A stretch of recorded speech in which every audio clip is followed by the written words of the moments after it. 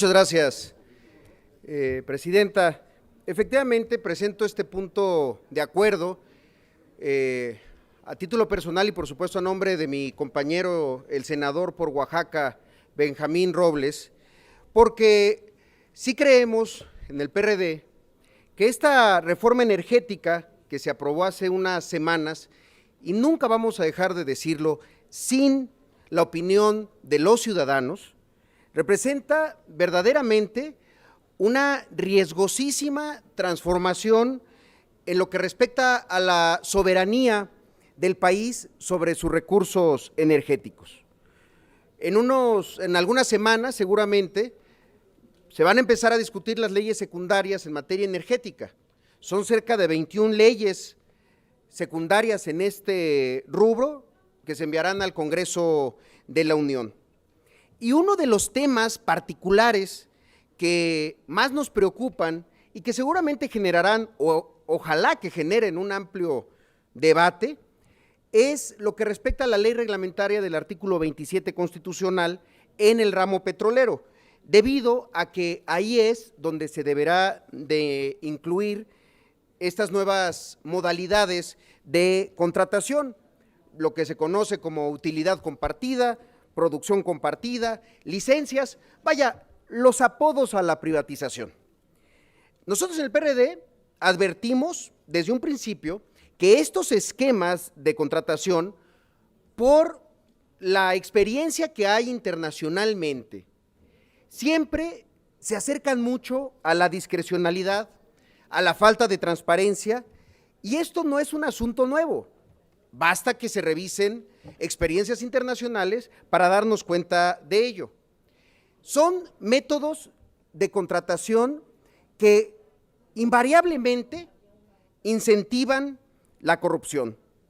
Son métodos en que las negociaciones entre el Estado y las empresas empiezan a ser asimétricas y muchas veces están envueltas en un velo de incertidumbre, de ambigüedades y, por supuesto, de influencias y también de intereses.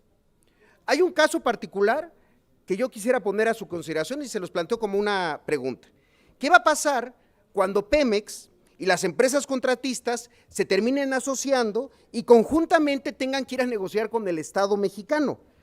Aquí la debilidad regulatoria de nuestro país y del Estado mexicano va a ser muy peligrosa en la medida en que los costos van a aumentar, la utilidad compartida puede disminuir y por lo tanto van a mermar los ingresos de nuestro país. Los contratos por experiencia internacional, mientras más complejos se hagan, son fuente de mayor conflicto, de mayores disputas entre las partes y además agregando los costos de detener la producción, costos económicos por litigios y problemas recurrentes. Yo creo que aquí no se vale andar queriendo espantar con que se va a aparecer el lobo, pero sí hay que pensar que si nosotros creemos que las empresas que hoy con muchos esfuerzos y no necesariamente de manera eficiente se regulan, son negociadores rudos o que son agresivos en sus negociaciones, yo les diría, espérense a ver a las petroleras internacionales.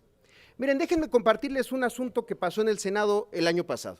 La bancada del PRD invitó a Luis Moreno Ocampo a que nos diera una conferencia y la dio en la Junta de Coordinación Política con senadores del PRI, del Verde, del PAN. Luis Moreno Ocampo, seguramente ustedes lo recuerdan, fue durante 9 años el fiscal de la Corte Penal Internacional, el primer fiscal que ha tenido esta corte, la corte encargada de atender los crímenes de lesa humanidad, de perseguir a los genocidas y a los dictadores en el mundo. Hoy, Moreno Ocampo se dedica a temas de corrupción y nos decía una cosa muy particular. Decía, la humanidad está lista para detener los crímenes de guerra, pero no la corrupción. Y nos contaba de un asunto de la petrolera Elf, que hace 12 años una jueza francesa le empezó a investigar por un asunto de sobornos al presidente de Angola, al presidente Dos Santos. Y se comprobó que había sobornos al presidente de Angola. Pero esta jueza, al seguir la ruta del dinero y de los fondos, descubrió que la mitad de los sobornos eran devueltos por parte del presidente de Angola al presidente de ELF, de la petrolera francesa. Eso es lo que vamos a empezar a ver. Son empresas que no son comunes en su forma de negociar.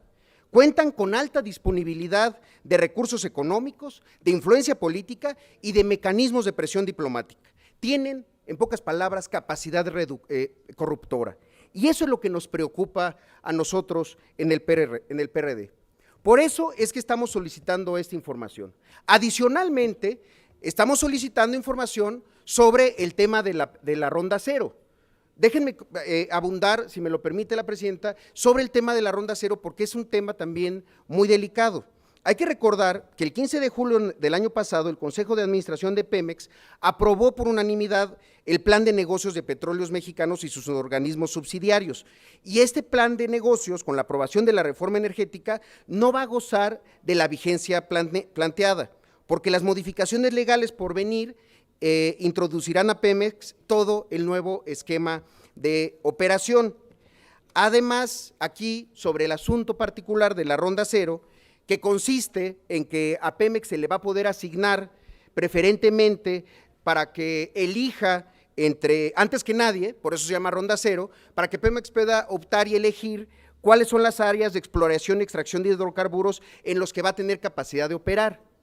Es decir, Pemex va a traer mano, para decirlo de manera muy coloquial. Sin embargo, en el texto de la reforma energética se expresa puntualmente: Pemex recibirá del Estado apoyo para su modernización y mejora tecnológica y tendrá en un periodo inicial el derecho de elegir los campos que desee explorar y explotar.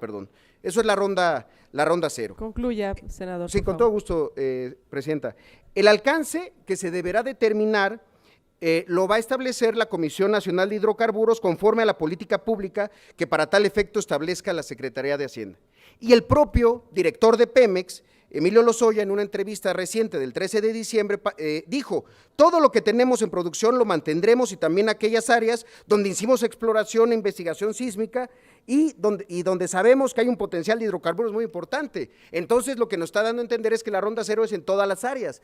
Vaya, lo que estamos pidiendo, igual que en el asunto hacendario, es información. Lo que estamos pidiendo es que ante un escepticismo justificado que tenemos nosotros sobre la reforma energética, es indispensable que Pemex, de manera muy oportuna y puntual, informe a la nación con exactitud cuáles serán las áreas en las que seguirán operando a través de la posición preferente que le otorga la llamada ronda cero. De verdad, lo digo y concluyo con esto: estamos frente a un escenario que nadie conoce, porque nunca se ha presentado en el país. Si no hay transparencia y claridad en todos estos temas, estamos convencidos que no solamente se seguirá poniendo en riesgo la soberanía sobre los hidrocarburos, sino que los negocios serán de muy pocos y los beneficios de casi nadie o ningún mexicano. Es cuanto, muchas gracias.